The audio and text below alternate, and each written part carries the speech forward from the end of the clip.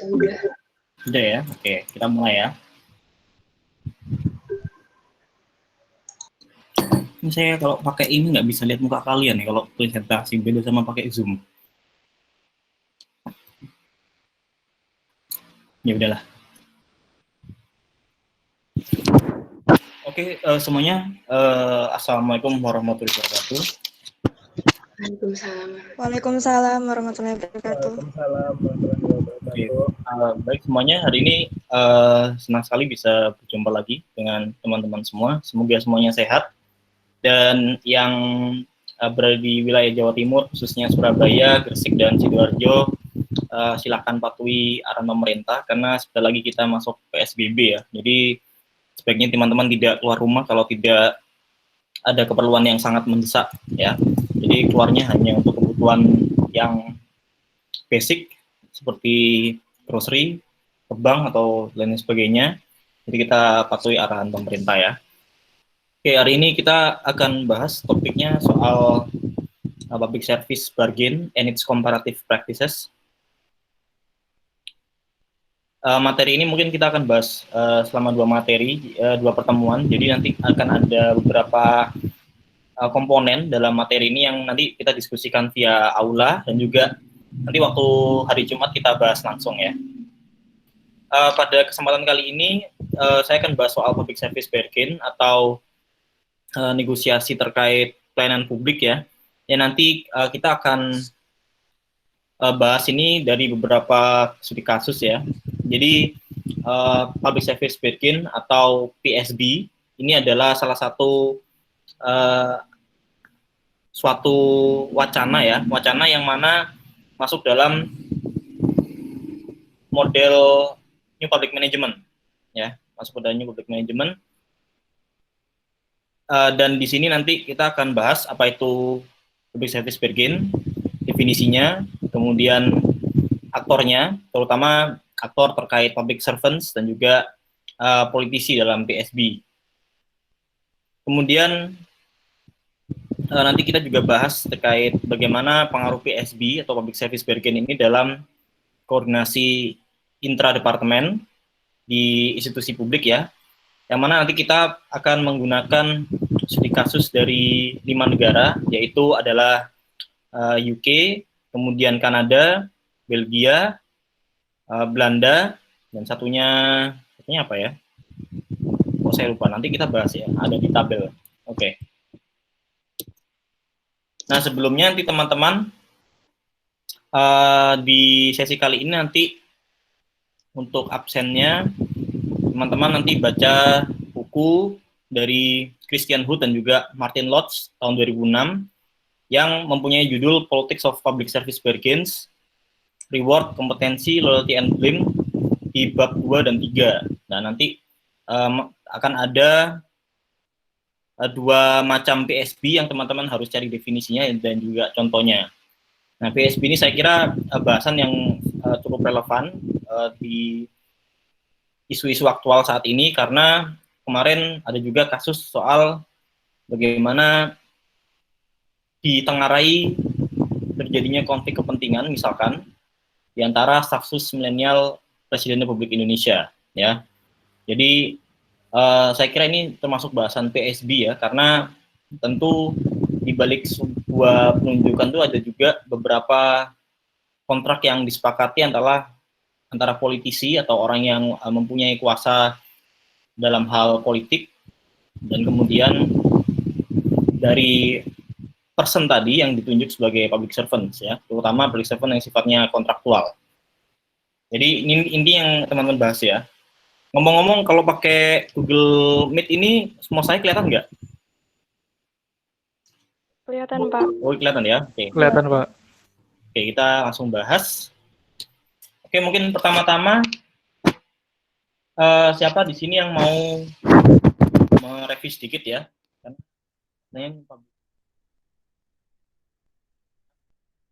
Sedikit ke yang lainnya terkait komponen apa saja di dalamnya, ya, karakteristiknya ini ya, komponennya ini, dan juga mungkin kelemahan-kelemahan dari NPM.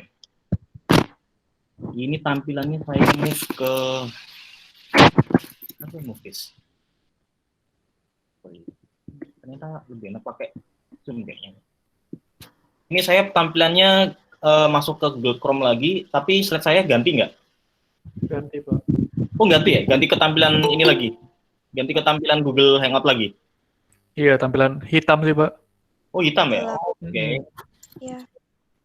Gimana nih caranya ya, biar nggak ini ya? Bentar.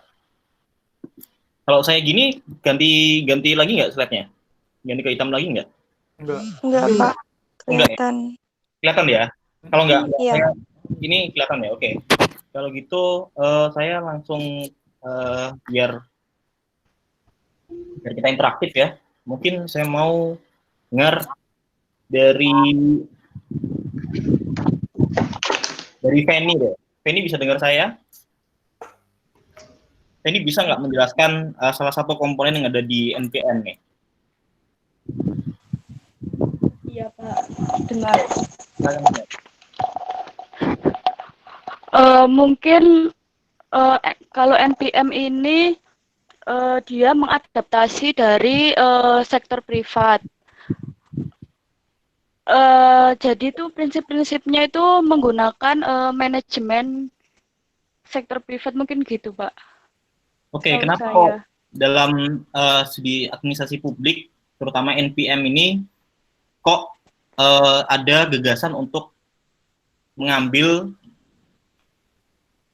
proses bisnis, terutama dalam sektor privat?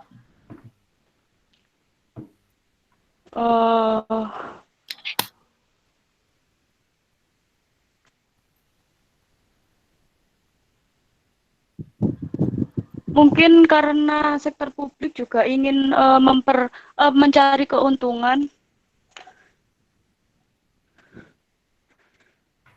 Ayo, mungkin kenapa kok NPM ini gagasannya adalah belajar dari sektor privat? Karena sektor privat itu mungkin tidak kaku. Terus dia mampu memprediksi kedepannya itu bagaimana, mungkin begitu, Pak. Oke, itu untuk yang pertama ya. Mungkin yang berikutnya saya minta Siti Zara, bisa dengar saya nggak?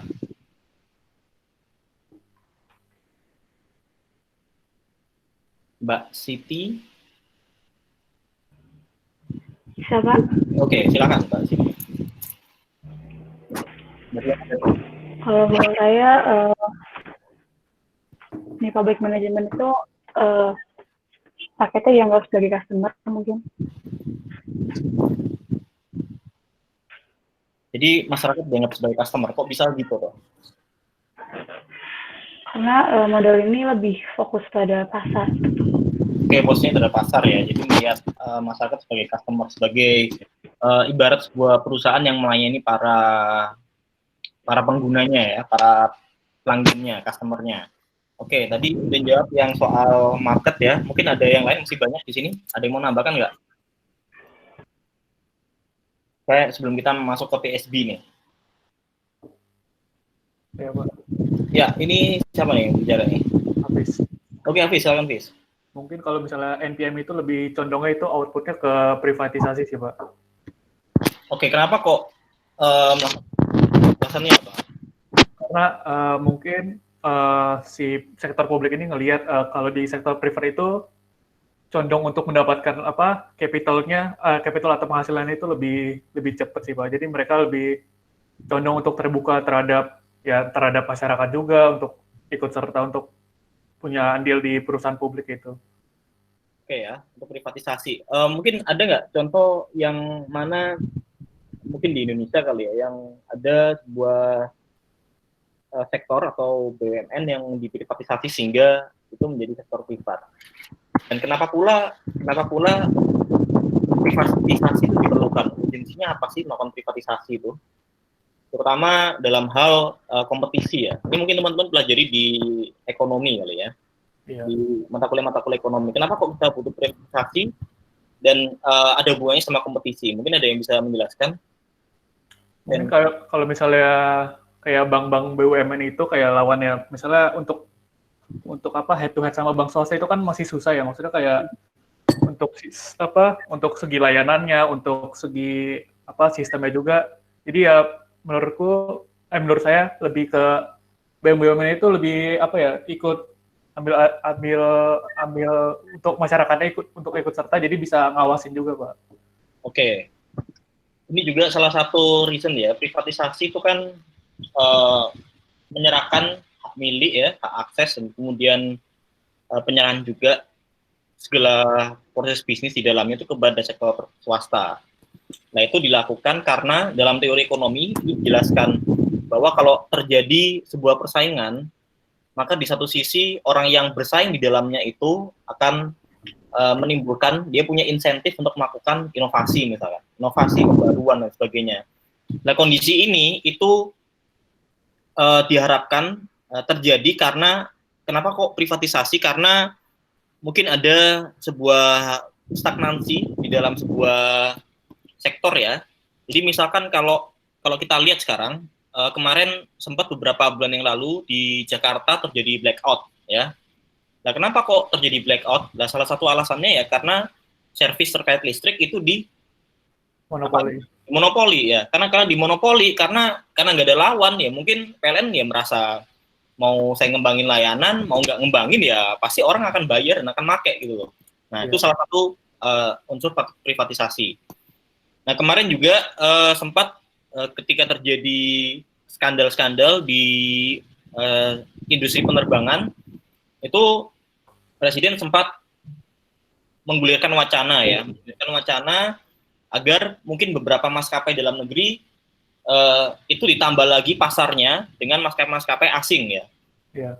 Jadi kalau kita memahami, kita harus memahami secara terbuka juga. Jadi bukan berarti privatisasi itu negara nggak berpihak, nggak seperti itu. Karena mungkin kita butuh pasar tuh, kita butuh orang-orang yang masuk untuk bersaing di sana supaya di dalam negeri juga terjadi sebuah dorongan ya, agar masing-masing sektor tuh mau untuk berubah ya. Itu salah satu alasan positifnya privatisasi. Nah, alasan negatifnya ya tentu tadi kita kehilangan aset, kita nggak bisa mengolah sendiri ya. Kalau nggak salah dulu Indosat tuh sendiri juga termasuk perusahaan negara kan, kemudian dijual kan ya.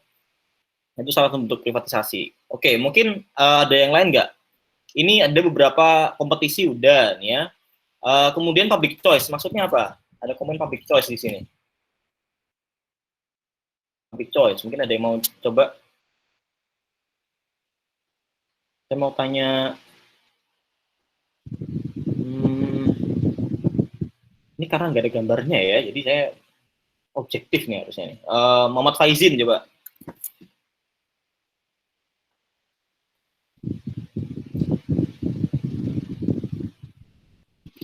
Ini Faizin bisa dengar saya nggak?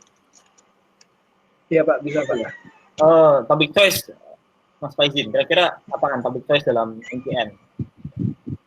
Mungkin kalau menurut pandangan saya, dalam pelaksanaannya di MPM ini, dalam public choice itu lebih menekankan pada keinginan publik atau adanya tren pada pasar Pak. Jadi adanya keinginan publik jadi nanti dari MPM ini akan mengikuti keinginan publik itu sih Pak. Ya, jadi publik itu ketika manajemen itu membiarkan publik untuk memilih servis atau jasa yang menurut mereka itu paling sesuai dengan kondisi mereka, ya. Jadi kayak tadi saya bilang ya, kondisi monopoli. Kalau kondisi monopoli kan kita nggak bisa milih. Misalkan kalau kita butuh air bersih ya kita pasti ikut PDAM kan, karena nggak ada perusahaan lain yang masuk dalam negeri. Kita mau beli listrik ya tadi pasti sama PLN karena monopoli ya. Tapi kalau public choice ya, kita sebagai customer atau sebagai pengguna layanan itu mempunyai freedom untuk memilih kita mau dapat servis atau jasa itu dari siapa ya. Nah, saya kira di sini yang cukup kuat juga selain listrik dan air ada juga misalkan bensin gitu ya. Nah, bensin itu bukan berarti Pertamina di dalam negeri itu nggak punya saingan. Ada kok, saya kira Shell masuk ya. Kemudian yang hijau itu namanya apa ya, saya lupa. Nah, cuma di sini persaingannya masih belum sempurna. Persaingannya saya kira pemerintah masih memberikan subsidi sehingga orang tetap saya kira masih cenderung untuk milih Pertamina ya. Tapi kalau misalkan kita menggunakan public choice di situ ya, maka orang tadi ya dia punya kebebasan, dia punya hak untuk menentukan apa yang sekiranya terbaik buat dia, gitu ya. Jadi membiarkan pasar untuk bekerja dengan sendirinya. Oke, mana yang belum dibahas ya? Ini manajemen science yang kedua nih. Manajemen science maksudnya new public management ini banyak mengambil literatur dari manajemen ya.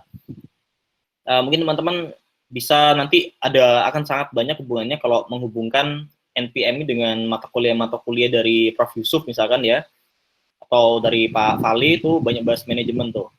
Kemudian entrepreneurial leadership ya. Nah ini kepemimpinan yang berfokus pada kewirausahaan ya. Jadi NPM salah satunya juga mendorong tumbuhnya sektor baru ya, yang memungkinkan orang-orang untuk mandiri, dan syukur-syukur mereka bisa untuk berkembang dan juga membuka lapangan kerja yang baru ya. And then kita lihat control and evaluation on performance management and audit. Nah maksudnya apa? Nah sama seperti di sektor privat ya, karena kita belajar di sektor privat di NPM ini, kita melihat bahwa kalau di dalam negeri itu kan maksudnya di institusi publik itu kan banyak diisi oleh ASN ya. ASN dibagi menjadi dua nih. Ada yang PNS, ada yang P3K ya. Dan di sini kita melihat bahwa salah satu kenapa alasan munculnya paradigma NPM ini ya karena ASN itu sulit untuk dipecat ya, sulit untuk diberikan punishment dan sebagainya. Beda dengan sektor privat. Kalau sektor privat manajemen auditnya sangat kuat. Jadi kalau Anda tidak bisa misalkan memenuhi ekspektasi kinerja Anda dalam waktu 1 bulan, mungkin Anda akan mendapatkan sanksi atau pemindahan yang lebih tegas ya. Kemudian disagregasi public service atau fragmentasi ya. Maksudnya tiap-tiap unit itu nanti bisa dikembalikan menurut kebutuhan dari service tersebut. Jadi diberikan otonomi, jadi setiap masing-masing bagian diberikan otonomi untuk mengembangkan organisasinya, mengembangkan SDM-nya, dan mereka bisa berjalan sendiri-sendiri. Nanti kita bahas ya perbandingan di 5 negara, impact-nya apa sih public service begin yang merupakan salah satu contoh dari NPM nih. Kemudian berbasis market tadi udah dijawab ya. Performance saya kira udah, oke, mungkin itu ya. Tetapi ada kelemahan juga bahwa tadi kalau nggak salah si Siti yang bilang tadi ya, bahwa fokusnya itu pada memperlakukan warga negara sebagai customer. Nah, kira-kira di sini ada kelemahan yang teman-teman tahu tidak? Kelemahannya apa kira-kira? Ini masih masuk materi minggu kemarin ya harusnya nih. Maybe saya mau nanya Akila deh. Akila bisa dengar saya nggak? Iya bisa Pak. Oke, silakan Mbak Akila.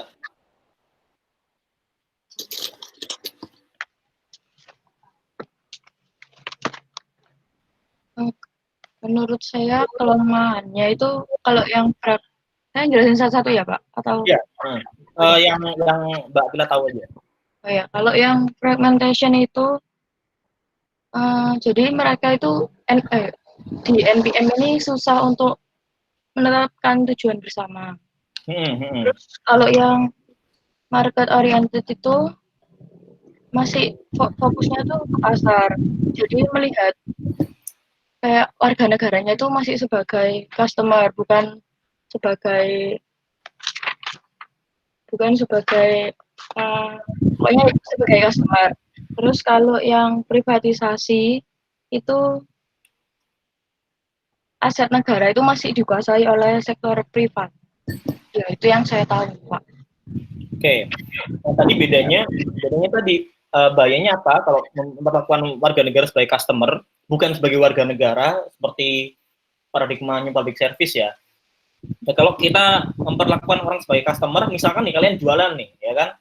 Kalian jualan, ada mungkin customer kalian tuh yang pada bulan tersebut nggak bisa beli. Nah, kira-kira kalian masih ngasih servis nggak?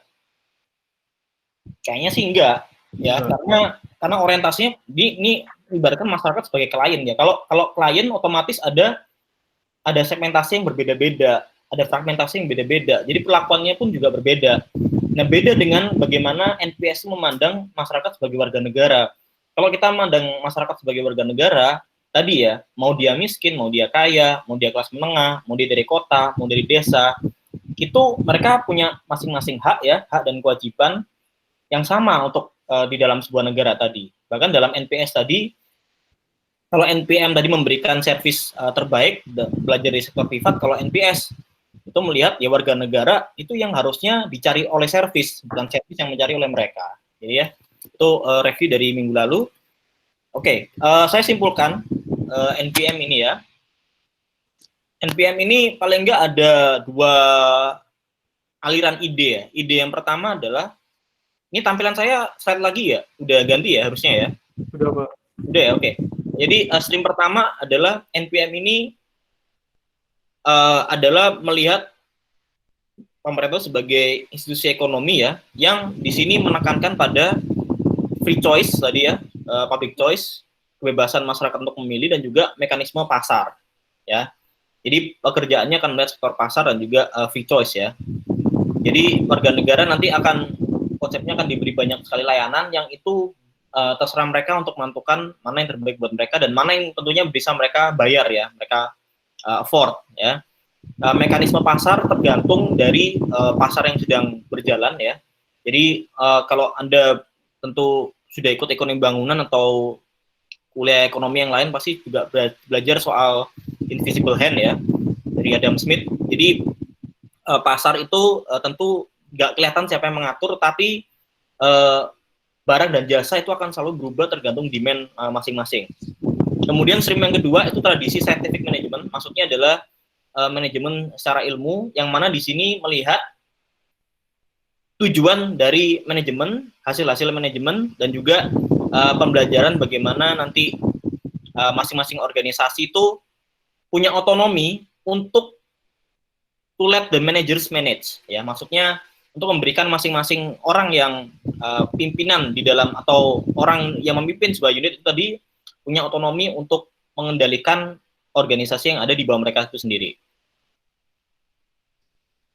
Nah, tadi model manajerialnya seperti apa? Nah, nanti kita mulai masuk ke dalam ini ya, mulai masuk ke dalam public service bargain ya. Jadi yang pertama tadi strukturalnya disagregasi. Jadi ada pemisahan-pemisahan ya. Yang pemisahan tadi di dalam sebuah organisasi tadi ditentukan oleh siapa? Yang pertama ditentukan oleh tujuannya ya, creating single purpose ya, tujuannya. Yang kedua, orientasi dari klien ya. Jadi melihat masyarakat sebagai klien ya. Jadi orientasinya pada klien. Jadi kalau misalkan nih di sektor ekonomi kreatif nih, misalkan nih ya, ya pembentukan divisi di dalam sektor ekonomi kreatif tadi tergantung dari kliennya. Sekarang kan kita lihat ya, di Kementerian Pariwisata dan Ekonomi Kreatif kan ada beberapa segmen-segmen tersendiri. Oh, segmen ini dia mengurusi pariwisata, ya sudah. Karena kliennya pariwisata ini adalah para turis luar negeri atau dalam negeri, sektor kuliner, ya maka membentuk organisasi tadi berdasarkan adanya klien di sektor tersebut, ya. Kemudian ada juga sektor ekonomi kreatif itu yang sifatnya lebih teknologi, ya, misalkan seperti game, seperti produk-produk, yang mereka membentuk organisasi di dalamnya tadi yang karena berbasis pada pasarnya sendiri, ya. Mudah-mudahan dimengerti. Kemudian masing-masing punya otonomi dan orientasinya pada hasil, ya. Nah, hasil ini ditentukan oleh masing-masing dari struktur tadi, ya. Tentu hasil ini harus benar-benar terukur ya.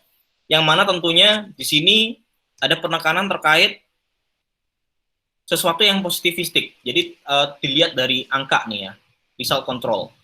Nah, misalkan tadi saya bahas soal bagaimana ini ya, bagaimana sektor Kementerian Industri Kreatif tadi salah satunya pariwisata. Nah, kalau pariwisata berbasis NPM tadi kira-kira result targetnya tuh apa nih? Ada bisa ngasih contoh nggak? Kinerjanya dilihat dari apa nih misalkan? Turis yang datang di Indonesia banyak, Pak.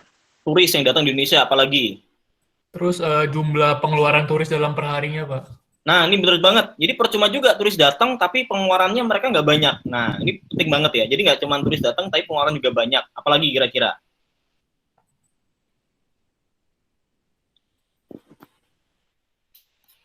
Nah, bisa juga pemain-pemain baru di dalam sektor pariwisata tadi, ya.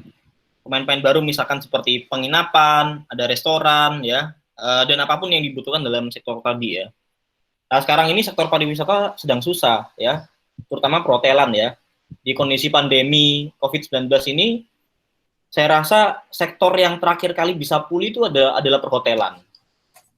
Karena perhotelan itu kan istilahnya orang tuh pasti akan datang ke sebuah tempat ketika yang pertama akses tempat tersebut dibuka kan. Yeah. Yang kedua, nggak cuman kotanya dibuka, tapi seluruh komponen di dalam kota tersebut juga beroperasi ya. Tokonya beroperasi, layanan publiknya beroperasi ya.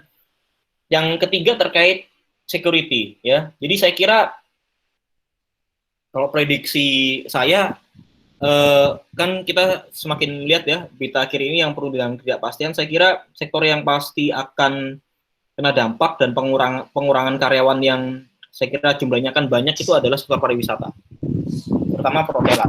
Ya.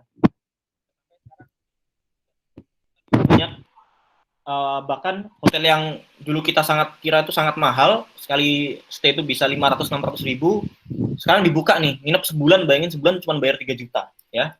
Saking nggak adanya orang yang bisa. Jadi bahkan price dari sebuah service itu sangat ditentukan oleh klien tadi. Ya kalau kliennya nggak ada ya, orang nggak ada yang mobile di dalam sebuah daerah, ngapain juga kita mempertahankan price tadi ya. Jadi mereka banding harga di situ. Kemudian NPM seringkali memisahkan antara proses pembuatan kebijakan dan juga operasi pelaksanaan kebijakan ya, split between policy and operations. Jadi untuk policy preparation itu lebih diserahkan kepada orang-orang yang mempunyai power di bidang politik, di bidang wewenang, sedangkan operasinya itu dilakukan oleh para profesional ya. Itu type-nya. Kemudian kita lanjut. Nah, ini public service bargains as post NPM literature. Jadi, public service bargain ini juga termasuk literatur yang baru ya. Kalau dari buku Christopher Hood yang saya kutip tadi, itu keluarnya tahun 2006. Sedangkan NPM sebenarnya, wacana NPM itu mulai muncul pada tahun 80. Yang terutama pada saat itu digagas oleh Perdana Menteri Margaret Thatcher dari Britania Raya ya. Salah satu pionir NPM yang mana melakukan banyak privatisasi di negara Britania Raya ya. Nah, di sini kita lihat ya, perbedaan sifatnya apa sih? Yang pertama dia emphasizing delivery ya. Fokusnya ya bargain itu bahasa Indonesianya apa ya? Tiba-tiba ini bargain itu apa sih? Negosiasi juga tawar menawar. Nah, tawar menawar terkait public service itu ini ya, bagaimana public service itu dilakukan tawar menawarnya. Yang pertama dia pasti soal ini pemberian emphasizing delivery ya, memberikan layanannya kepada masyarakat ya. Jadi di sini nggak melihat nih, pokoknya saya memberikan layanan ya apa adanya enggak. Jadi dia nggak pasif, tapi dia fokus pada gimana caranya service ini pasti akan banyak yang pakai dan tentunya akan menghasilkan sesuatu, baik itu profit ataupun usernya bertambah.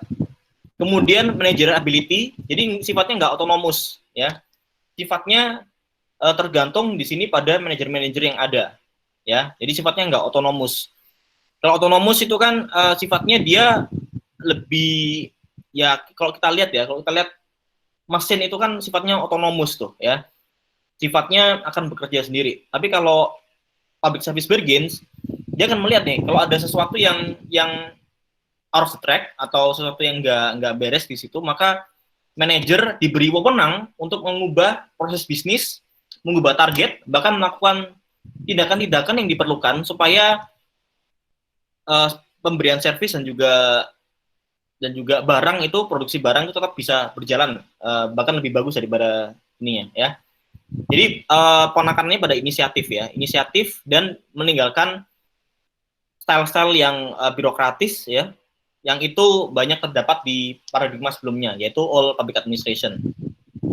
Jadi di sini positive literature argues ya, jadi gunanya untuk apa public service begini? Gunanya untuk memahami isu yang kompleks dan isu-isu kompleks ini diharapkan bisa diatasi dengan efektif. Nah, efektifnya dengan apa? Dengan yang kedua nih ya, dengan memodifikasi ataupun melihat tren-tren ya, tren terkait disagregasi, agentification ya. Agentification itu maksudnya apa? Maksudnya adalah tadi, karena sifatnya dia fragmentasi ya, dia bisa untuk tiba-tiba jadi satu organisasi itu bisa dipecah menjadi dua gara-gara memang kliennya itu beda ya. Jadi orientasinya pada pasar, orientasinya pada klien. Jadi dia melihat bahwa oh seperti ini sektor di bidang A ini karena kliennya ada orang-orang yang berbeda, maka nggak masalah buat mereka untuk melakukan agentification ya. Kemudian enhance the coordinating capacity of the state ya. Meningkatkan koordinasi kapasitas yang ada di negara. Mungkin kita lanjut dulu ya. Nah, kemudian PSB itu apa sih? PSB itu adalah yang pertama, dia adalah sebuah persetujuan, baik yang eksplisit atau implisit, antara public servants. Public servants di sini saya anggap ini sebagai ASN in general ya. ASN ya, the civil or uninformed service of the state ya, and those they serve. Jadi agreement, kesepakatan antara public servants dan juga mereka yang orang-orang yang mereka layani ya. Jadi kesepakatannya itu bisa eksplisit, bisa implisit. Nah, mungkin saya sebelum lanjut biar teman-teman juga memahami, kira-kira tahu nggak bedanya eksplisit sama implisit?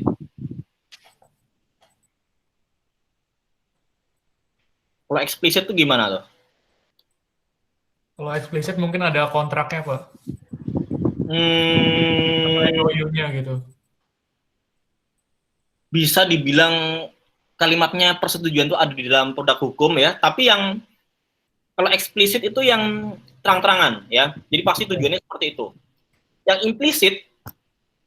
implisit itu adalah sebuah deal yang tercipta, tetapi dia nggak disebutkan secara terang-terangan, bahkan mungkin nggak disebutkan di dalam sebuah perjanjian ya. Tetapi agreement implisit itu akan membawa impact atau manfaat buat orang yang menyetujui persetujuan tadi. Nanti kita bahas terkait kasus yang lagi happening sekarang ya. Kemudian selain agreement ada juga relationship atau hubungan antara birokrat, antara politisi ya, atau aktor-aktor yang masuk dalam tadi ya, politisi, pasti politisi juga ada partisnya atau partainya, kemudian klien, kemudian publik dalam arti yang luas, dalam arti masyarakat ya. Klien atau orang-orang yang khusus yang disasar dan juga publik. Kemudian the product of sort of equilibrium. Jadi persetujuan tadi itu dia masuk pada sebuah titik equilibrium. Nah ini teman-teman tahu nggak apa yang dimaksud equilibrium? Mungkin masih ingat supply and demand ya. Apa sih equilibrium itu? Ini di sini bisa nggak pakai whiteboard ya? Ada yang pernah pakai ini nggak ya? Google Hangouts ini?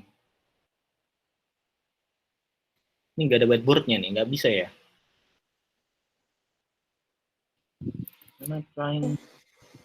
Oke, mungkin ada yang tahu equilibrium? Titik bertemunya demand dan supply, Pak. Oke, ini Mas Beta ya. Orangnya Beta bukan tadi ya? Beta Jauhar ya? Iya, Pak. Oke, jadi equilibrium itu tadi ya, seperti kata Mas Beta tadi ya. Jadi ketemunya antara supply sama demand kalau dalam kurva supply demand tadi ya, kurva permintaan dan penawaran.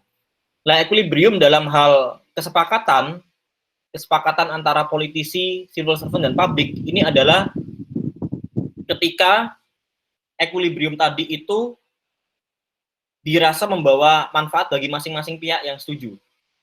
Terlepas itu dalam hal posisi, terlepas dalam hal pemenang, terlepas dalam hal manfaat-manfaat apa yang mereka dapat ketika mereka diserai sebuah posisi tadi ya, sebuah kesepakatan. Jadi kita bahas lebih rinci.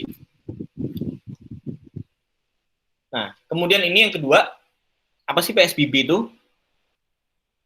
the bargains that are struck or come unstruck between bureaucrat tadi udah ya. Evidently develop against the backdrop of past events and practices. Ya, jadi dia juga didasarkan pada sebuah latar belakang sejarah ya, latar belakang sejarah dan juga latar belakang praktis yang terjadi dalam sebuah negara. Nanti mungkin contoh spesifiknya kita akan mention satu-satu ini. Jadi dia akan ada hubungannya sama sejarah dan juga ada hubungannya dengan tren yang sedang ada saat ini. Ya. Kedua, the second outcome of PSB doesn't depend on the wants of politicians alone. However, forcefully those wants may be expressed. Jadi PSB atau Public Service Bargain atau tawar-menawar terkait public service tadi itu nggak selalu datang dari para politisi, tapi juga bisa datang dari para pemain yang lainnya. Walaupun nggak semuanya itu diekspresikan secara eksplisit. Nanti kita bahas ya apa yang terjadi belakangan ini ya.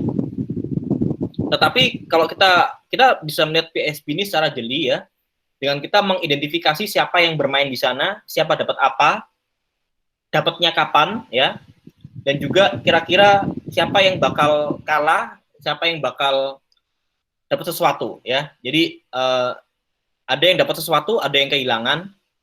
Setelah itu juga ada juga orang yang mungkin kehilangan sesuatu tapi dia dapat sesuatu yang lain. Ini kita bahas satu persatu.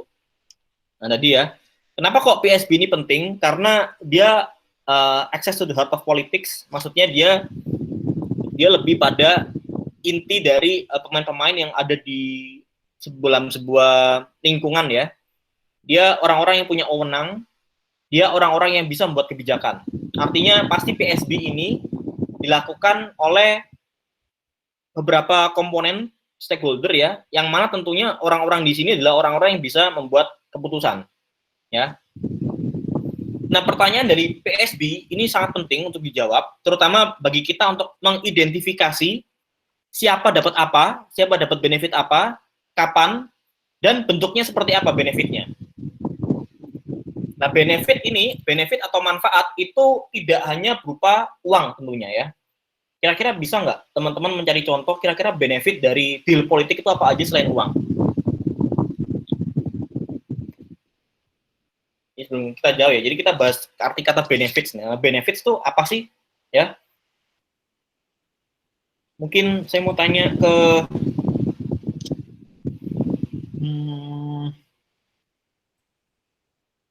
Radiana ya, Radiana bisa dengar saya nggak?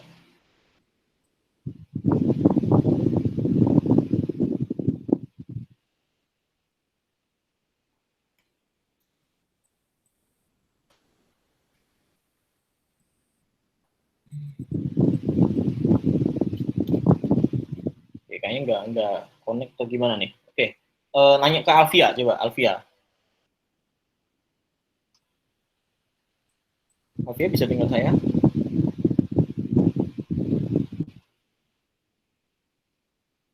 Coba benefits itu apa aja nih? Tadi ya. Jadi misalkan tadi definisinya adalah, jadi dalam hal pemberian public service, di situ ada deal-deal yang terjadi antara para politisi, para birokrat, atau pemain lain ya, misalkan dari aktor sektor private sector, dan tentunya hal tersebut itu akan berpengaruh ke masyarakat. Nah, di sini PSB itu akan mencoba menjawab kira-kira siapa akan dapat benefit apa, kapan, dan dalam bentuk apa. Nah, dalam bentuk apa ini ya, sebelum kita naik diskusi satu persatu, kira-kira benefits dari sebuah public service bargain atau tawar-menawar terkait pemberian service itu apa sih benefitnya kira-kira? Mungkin Mbak Alvia tadi bisa dengar saya nggak?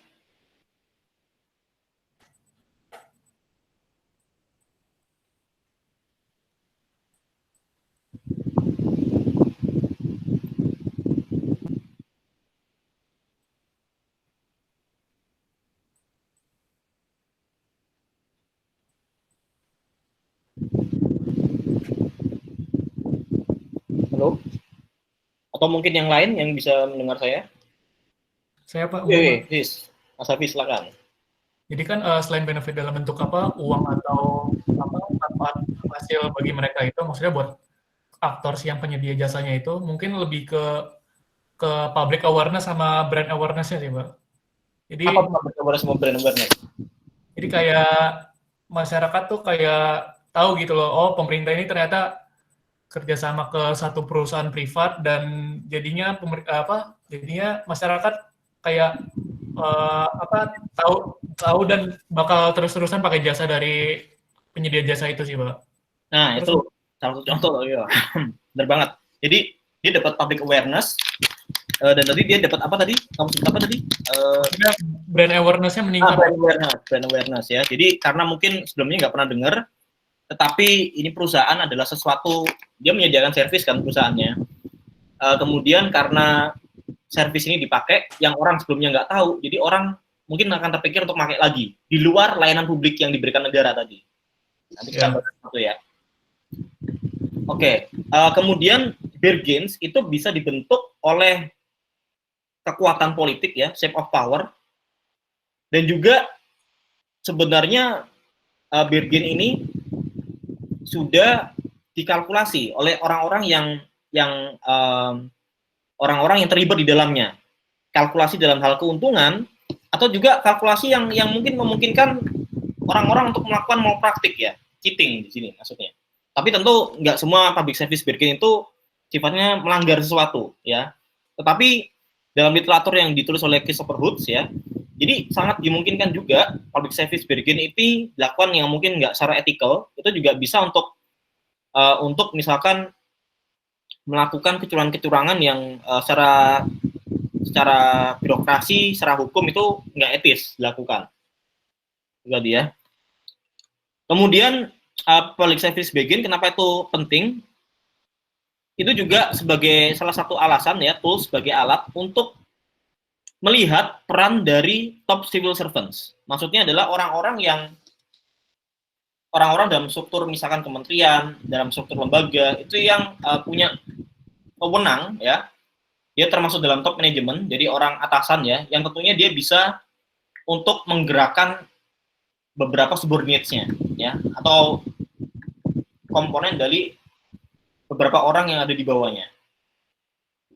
Dan di sini kita melihat bahwa tools ini bisa juga untuk menganalisis kira-kira peran manajemen dari civil service tadi ya. Dia juga bisa dibilang sebagai sebuah reform karena dia meninggalkan proses bisnis yang lama ya. Dia meninggalkan sesuatu yang nggak diberikan sebelumnya. Karena tadi ya intervensi dari sektor privat. Tetapi harus lihat lagi ya, apakah itu tadi sudah dilakukan dengan ethical, sudah dilakukan tanpa melanggar prosedur hukum dan sebagainya. Kita lihat ya. Oke. Menurut teori sosial ya, pertukaran atau exchange itu sifatnya pervasif dalam hubungan sosial. Tidak semua hubungan sosial itu mempunyai maksud pertukaran, exchange ya. Tetapi exchange itu lebih bisa banyak dilakukan, atau pertukaran itu bisa banyak dilakukan, kemungkinan untuk kita bertukar sesuatu itu bisa lebih luas, bisa lebih besar, kalau misalkan kita tentunya mempunyai teman yang lebih banyak, atau mempunyai jaringan yang lebih banyak. Misalkan ya, di sini saya kira sudah banyak mahasiswa yang saya kira mungkin bergabung dalam sebuah organisasi ya, atau mungkin dia magang, atau mungkin dia bekerja, atau mungkin dia mengerjakan sesuatu. Nah kalau saya tanya kira-kira Anda ngejar benefit nggak? Kayaknya nggak mungkin kalau Anda misalkan, oh saya berhubungan dengan orang ini, saya lagi magang, atau saya lagi bergabung di asosiasi ini karena Anda cuma ngisi waktu, kan? Pasti Anda juga berpikir bahwa mungkin orang-orang yang berhubungan dengan Anda itu akan membawa benefit buat Anda. Misalkan dalam hal pekerjaan, dalam hal memberikan proyek, ya, atau mungkin dalam urusan-urusan bisnis yang lain, ya. Tentu di sini exchange, ya, prinsipnya adalah exchange itu bisa dilakukan ketika Anda itu mempunyai jaringan yang luas ya, jadi semakin luas jaringan Anda, maka exchange itu semakin mungkin untuk dilakukan. Kemudian social exchange are linked to power. Kenapa kok social exchange juga linked to power? Misalkan gini, Di sini ada nggak teman-teman yang mungkin pernah itu berhubungan dengan pejabat publik yang dikenal? Misalkan, let's say Anda pernah berfoto dengan pejabat negara, ya. Anda mungkin pernah berhubungan dengan beliau-beliau tersebut, ya. Tetapi di situ pasti ada sebuah link, ya, link to power yang memungkinkan Anda untuk mengakses orang tersebut. Jadi ini adalah salah satu bentuk sosial capital, ya, atau modal sosial yang memungkinkan Anda untuk bisa terhubung dengan orang-orang yang mempunyai wewenang untuk membuat kebijakan.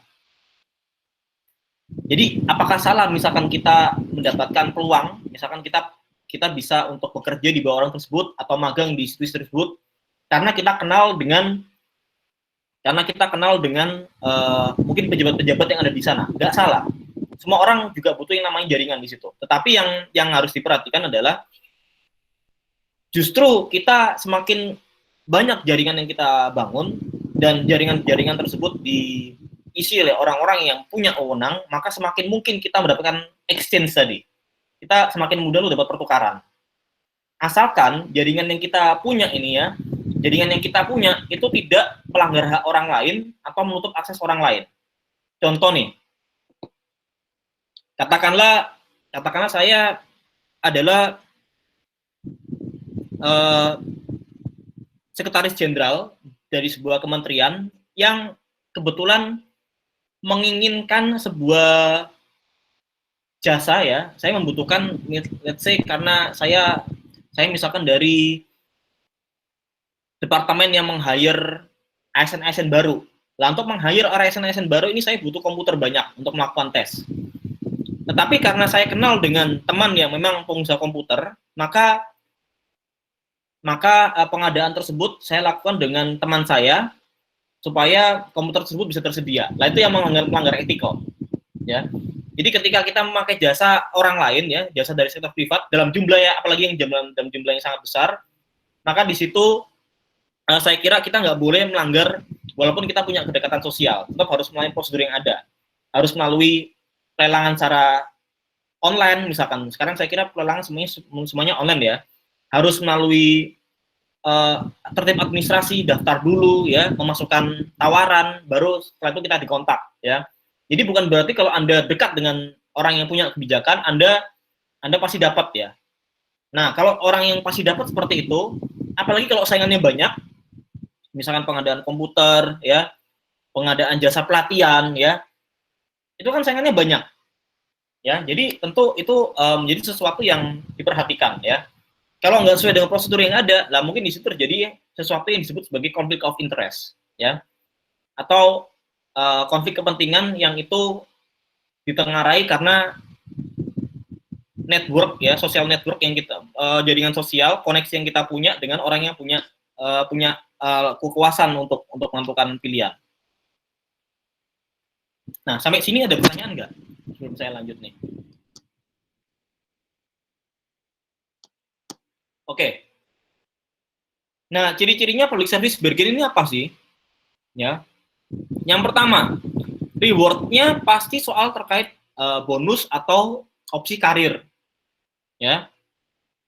Nah, sekarang kalau kita lihat, ya, apakah, saya mungkin tanya ke teman-teman nih, pengetahuannya seperti apa, terutama teman-teman administrasi publik harusnya melihat institusi publik besok sebagai lapangan kerja yang mungkin teman-teman akan sasar, ya.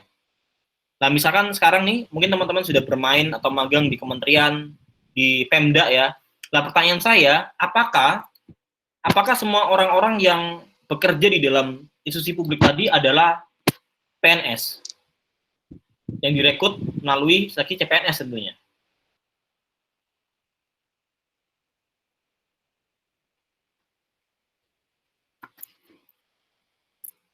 Loh, kok ini punya saya berputar, ya?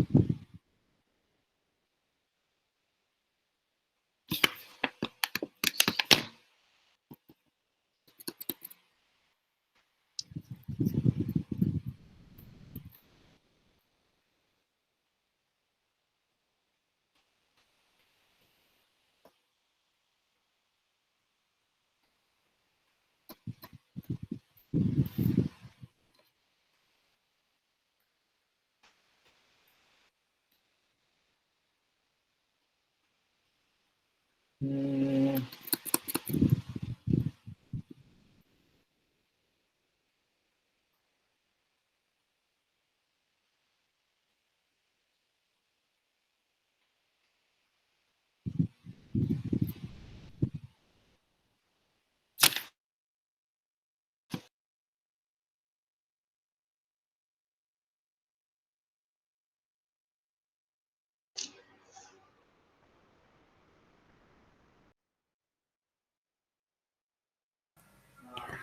Bentar ya, Rek, disuruh nunggu sama Pak Agi. Oke. kirain internetku yang lemot. Kamu nyanap.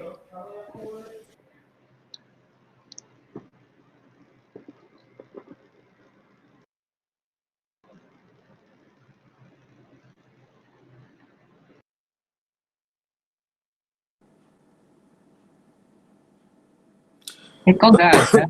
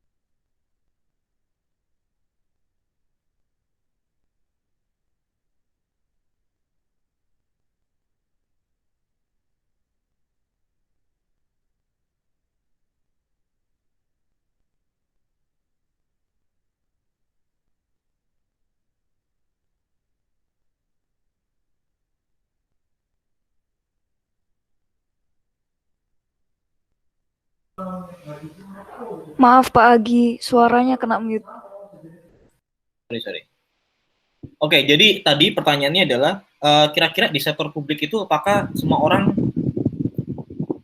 statusnya adalah PNS? PNS itu kan sifatnya harus direkrut melalui formasi ya, ada formasinya, ada CPNS-nya buka apa enggak ya. Nah kalau kita lihat orang yang terlibat dalam policy making proses atau pembuatan kebijakan itu nggak semuanya itu berasal dari ASN yang diatur dalam undang-undang ASN, tetapi dia juga punya orang-orang yang diambil dari sektor lain, yang mana orang-orang ini itu juga mempunyai kapasitas yang mumpuni untuk memberikan sebuah kontribusi di dalam institusi publik. Ya, contohnya siapa sih mereka ini? Contohnya mereka yang awalnya dari sektor privat kemudian direkrut menjadi staf ahli, staf khusus, ya, staf ahli gubernur, staf ahli wali kota dan sebagainya. Yang mereka tuh awalnya bukan direkrut dari CPNS, enggak, ya. Ya, jadi sih ada career options, ya. Jadi bagi teman-teman yang mungkin mahasiswa-mahasiswa yang saya kira besok ingin mengabdi sektor publik, tetapi Anda tidak ingin terikat secara lama, ya, terikat oleh negara, tentu opsi ini bisa Anda ambil, ya. Tentu hal tersebut tidak mudah, menurut saya bahkan jauh lebih susah daripada Anda bekerja. Tentu menurut saya itu lebih susah kalau Anda nggak punya track record yang bagus. Jadi orang-orang yang masuk dari staf ahli adalah orang-orang yang saya kira mempunyai kapasitas yang mumpuni, ya, yang dikenal oleh publik, maka itu diminta oleh para pembuat kebijakan untuk membuat kontribusi yang ada. Oke. Kemudian PSB TAP ini juga manajemen yang berbasis kompetensi, ya, other than technical skills, ya. Tentu orang-orang yang bisa tadi, ya, assess on their ability to deliver service objective ya, tapi bukan dari segi technical skills, tapi lebih dari segi manajerial. Tentu kalau yang sifatnya teknis itu bukan staf ahli yang melakukan, tapi staf ahli di situ adalah orang-orang yang dia bisa untuk mendeliver sebuah kebijakan ya, mendeliver sebuah tujuan, dan orang-orang yang bisa memberikan advice kepada top civil servants, kepada orang-orang manajer, top manajemen yang ada di institusi publik ya, yang mana mereka juga bisa memberikan masukan-masukan dari ekspertis mereka masing-masing. Kemudian mereka juga diberikan otonomi make decisions ya, otonomi to make decisions, otonomi untuk memberikan keputusan yang itu menyangkut terkait exchange for increased responsibility ya, pertukaran terkait negosiasi tanggung jawab yang di dalamnya juga blame for mistakes. Oke, kita lanjut.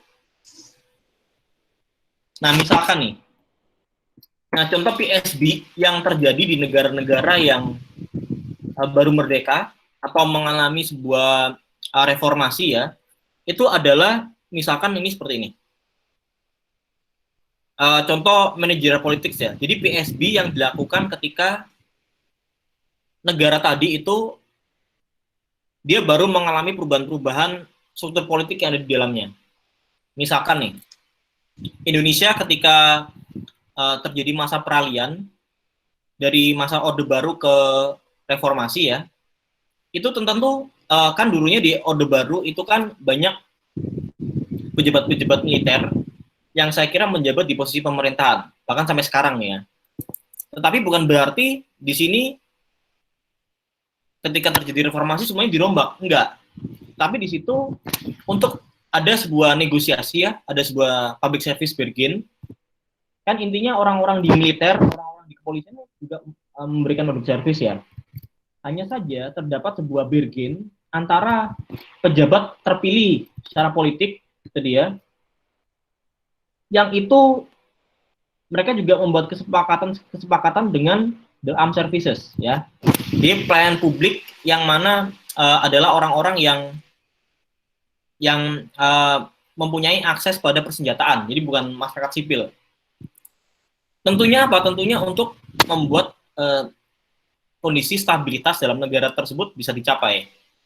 In exchange for various explicit conditions ya. Itu dia adalah, jadi semua negara, saya kira semua negara yang dia punya sejarah dipimpin oleh angkatan bersenjata, itu melakukan public service bargains ketika terjadi reformasi di negara tadi. Nah, reformasi dari negara tadi itu kan identik dengan pemimpin yang kemudian menjabat karena dipilih oleh masyarakat secara demokrasi ya, mereka dipilih oleh proses pemilihan umum, dan tentu di situ harus ada bargains ya. Kita melihat sebuah tren nih, misalkan setelah reformasi itu kan terjadi pemilihan beberapa presiden ya, mulai dari presiden pertama yang terpilih SBY ya, tentu SBY latar belakangnya juga militer, maka masih banyak orang-orang militer yang masuk ke dalam struktur kabinet dari Pak SBY, baik di periode 1 atau periode 2. Begitu pula public service begini terjadi ketika Presiden Jokowi terpilih pada tahun 2014 lalu. Apalagi Jokowi itu punya latar belakang sipil. Nah, di sini untuk menciptakan stabilitas negara, maka harus ada exchange ya, in exchange buat orang-orang yang mungkin tidak mempunyai latar belakang tersebut. Jadi ada semacam deal-deal politik yang terjadi ya. Maka dari itu jangan heran ketika kenapa kok ini harus dilakukan, karena untuk menciptakan stabilitas, terutama dari armed forces, dari organisasi-organisasi yang dia bukan berasal dari sipil dan dia mempunyai akses pada persenjataan. Nah, mungkin saya melempar pertanyaan dulu ke teman-teman ya. Kenapa sih kok siapapun presiden terpilih ya bisa belajar di negara lain juga? Kenapa kok pimpinan politik yang dipilih dari pemilihan umum, dari proses demokrasi ini harus membuat kesepakatan-kesepakatan dengan angkatan bersenjata, baik itu militer ataupun kepolisian? Mungkin teman-teman ada yang bisa menjawab.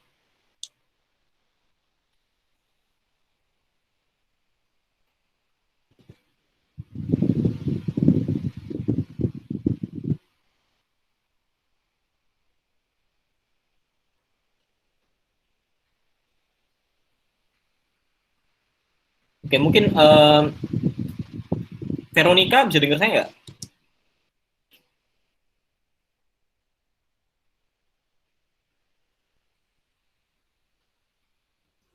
Iya, kenapa Pak? Oke, jadi kenapa kok tadi perlu dilakukan deh public service bargains itu dalam sejarah politik beberapa negara ya, pemimpin yang terpilih itu paling nggak harus melakukan public service bargain dengan angkatan bersenjata, baik itu militer ataupun polisi. Kira-kira kenapa?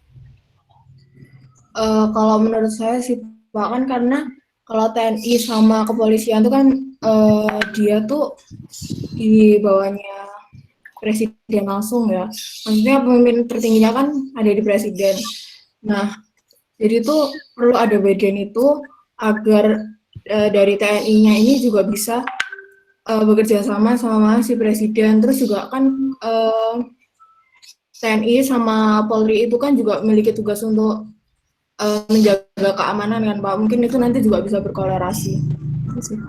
Oke, terima kasih Veronica. Mungkin ada pendapat lain. Kenapa kok negotiating with armed forces ini penting banget untuk dilakuin? Dan ya, ini siapa yang bicara? Saya Pak. Mas Panjin ya. Mungkin buat menjaga stabilitas politik Pak. Soalnya ada kemungkinan dari angkatan TNI ataupun kepolisian dapat melakukan kudeta sih Pak. Jadi perlu ada bargaining di awal supaya stabilitas politik tetap terjaga. Nah, ini jawaban yang bagus nih dari Faiz ini. Terkait stabilitas politik. Kenapa kok kita harus bikin deal dengan, terutama kalau trennya public service begini, dealnya pertama kali adalah dengan polisi dan juga militer ya. Ya karena yang namanya kudeta atau yang namanya upaya untuk menggulingkan pemerintahan saya itu pasti ada di sebuah negara. Cuma jangan sampai stabilitas ini terganggu, terutama dari mereka-mereka yang pegang senjata. Nah, oleh karena itu dibuatlah sebuah public service bargain atau tawar-menawar peran-peran dari angkatan bersenjata ini untuk terlibat dalam pemberian pelayanan publik secara langsung. Ya. Nah, misalkan dalam bentuk apa? Dalam bentuk hal-hal yang mungkin melibatkan kegiatan-kegiatan dari kedua instansi tersebut ke dalam urusan-urusan sipil. Contohnya, kalau misalkan saya kira semenjak era reformasi ini ya, terutama di era Jokowi ini, saya kira melihat banyak peran-peran lebih dari para veteran polisi, jenderal-jenderal polisi yang itu menempati posisi-posisi strategis di kabinet. Nah, contoh sekarang Menteri Dalam Negerinya adalah siapa? Tito Karnavian ya. Menteri Dalam Negeri ini kan ngurusin hal-hal yang sifatnya terkait kependudukan, urusan-urusan dalam negeri ya. Jadi mereka punya porsi peran-peran di situ. Jadi ketika jenderal polisi itu memimpin sebuah kementerian yang di dalamnya tuh ngurusin terkait kependudukan, ya pasti ini di dalamnya itu akan melibatkan banyak personel-personel kepolisian ya. Kemudian juga militer misalkan. Nah, militer ini kan kemarin saya bertemu dengan banyak orang militer ya, karena pelatihan ya. Nah, ini salah satu juga yang membuat saya tanya-tanya juga. Jadi beberapa dari mereka tuh selalu punya mindset, kami ini di militer latihan mulu ya, nggak pernah sebenarnya punya praktik untuk menunjukkan apa yang kita pelajari. Iya, karena kan militer tuh baru terjun ketika terjadi peperangan kan, jadi peperangan baru mereka ini ya. Tetapi at the same time, anggaran pertahanan itu adalah anggaran yang paling besar di Indonesia. Anggaran untuk beli senjata ya, membeli pesawat tempur, membeli kapal ya. Nah, otomatis di sini tentunya negara juga harus memikirkan gimana supaya mereka ini juga terlibat untuk dalam public service, supaya tadi nggak sia-sia juga untuk kemudian mengeluarkan anggaran segitu besar pada mereka. Nah, salah satunya itu banyak, saya kira sampai sekarang itu dilibatkan pada kegiatan-kegiatan pelatihan kedisiplinan para CPNS misalkan ya, atau pelatihan disiplin. Bahkan nggak jarang juga perusahaan privat yang meng-hire militer untuk melakukan kegiatan pelatihan. Nah, ini yang disebut sebagai public service bargain. Kenapa kok dua komponen harus digandeng ya? Karena politisi itu juga takut kalau misalkan nggak punya hubungan baik dengan armed forces atau angkatan bersenjata, ya, baik itu militer atau kepolisian. Tentu untuk menciptakan stabilitas itu mereka perlu digandeng dan perlu dikolaborasikan dalam kegiatan publik yang lain, ya. Jadi saya juga nggak sependapat sama beberapa orang yang bilang bahwa oh ini kok kegiatan sipil dimasuki militer sih. Ya kalau kita berpikirnya seperti itu, terus mereka juga nggak ada pekerjaan di luar ininya mereka ya tentu itu akan menjadi sebuah gejolak saya kira ya. Jadi tentu mereka ini juga harus dilibatkan dalam banyak urusan-urusan dengan masyarakat ya. Jadi intinya untuk menjaga stabilitas. Kemudian ada amnesty bargains ya. Amnesty bargain ini ditujukan untuk misalkan jadi untuk menciptakan sebuah kondisi yang stabil yang mana membuat ketika terjadi perubahan pemerintahan, komponen negara ini tetap loyal pada pemerintahan yang sah, tetap patuh pada pemerintahan yang sah. Jadi, saya mau bilang bahwa pemimpin itu terus berganti, tetapi para aparatur sipil negara itu tetap akan berada di dalamnya. Bukan hanya aparatur sipil negara sih, tapi pegawai negeri secara umum, ya.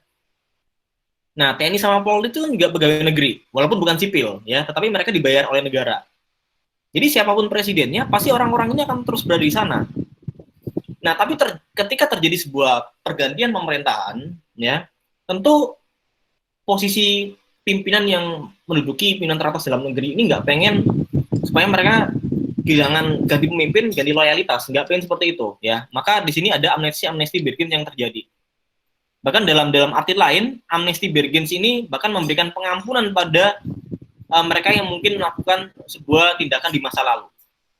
Tetapi ditukar dengan hal yang lain. Nanti kita bahas satu persatu ya. Nah, ini terkait representatif birokrasi. Itu seringkali ya, walaupun dalam prinsip NPM itu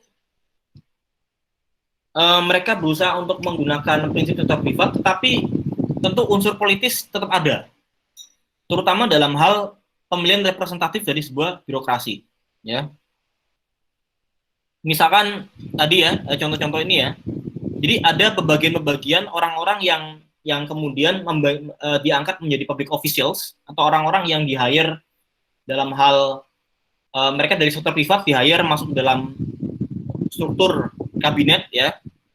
Nah itu mereka juga melihat mereka punya masing-masing representatif supaya organisasinya tadi dirasa untuk mewakili orang-orang dengan latar belakang tertentu. Nah kalau misalkan Anda melihat foto ini ya, kira-kira ada nggak yang bisa menyebutkan kenapa kok para staf sus milenial ini dipilih? Apa kira-kira yang menurut teman-teman menjadi pemikiran di balik terpilihnya orang-orang ini? Kalau misalkan Anda berpikir sebagai Pak Presiden nih, kenapa kok milih orang-orang ini? Ada yang bisa menjawab mungkin?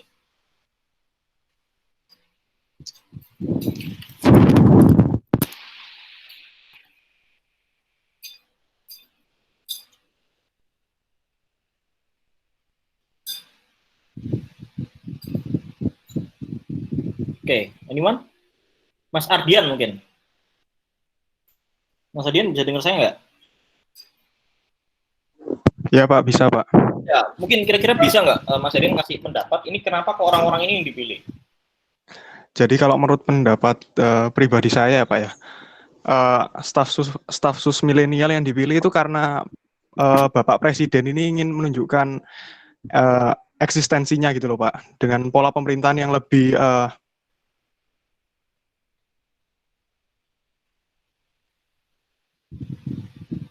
Tuh, dia terputus sepertinya. Mungkin ada yang lain? Anda bisa menjawab ini ya, Anda bisa menjawab per person, ataupun tadi ya, kalau jawaban Mas Ardian tadi mewakili usia, ya. Mungkin ada yang bisa menambahkan. Ini kalau makin banyak yang game nggak selesai nih. Sampai nih. Ini kalau saya tunjuk terus kurang asik ya. Harusnya teman-teman yang menanggapi ya.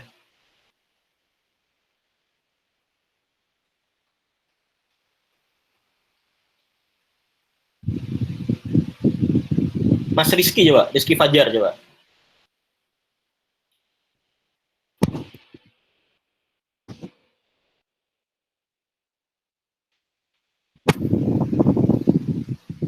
Ini kok saya lihat banyak yang keluar masuk ya. Apakah memang Google Meet ini agak kurang stabil? Tadi saya juga terputus soalnya. Sempat ngeblank gitu ya. Oke, Mas Rizky, bisa dengar saya?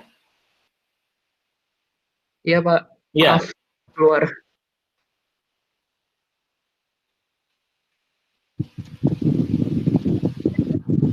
Apa staf khusus ya, Pak? Ya, kira-kira kenapa sih kok mereka ini dipilih ya? Anda bisa nyebutin per person atau juga menyebutkan dari latar belakang masing-masing yang lain ya?